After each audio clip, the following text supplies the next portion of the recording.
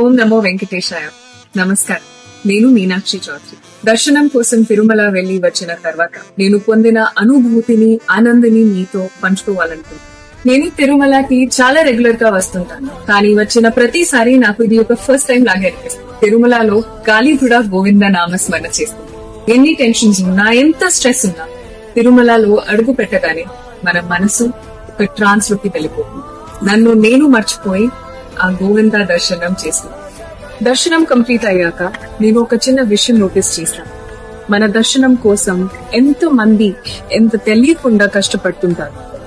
వాళ్లే టీటీడీ వాళ్ళు చేసేది సేవ కాదు, మహాయజ్ఞం. అన్నదానం దగ్గర నుంచి ప్రసాదుల వరకు టీటీడీ వారు మనకు అందించే సహకారం మాటలు చెప్పారు.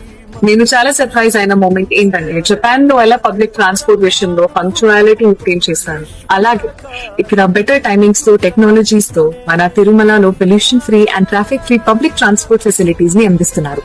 ట్రావెల్ ఎంత ఈజీగా చేశారు అంటే, ఫ్రీగా నడిచే బస్సెస్ ఆల్మోస్ట్ 5 నిమిషాలు వస్తున్నాయి.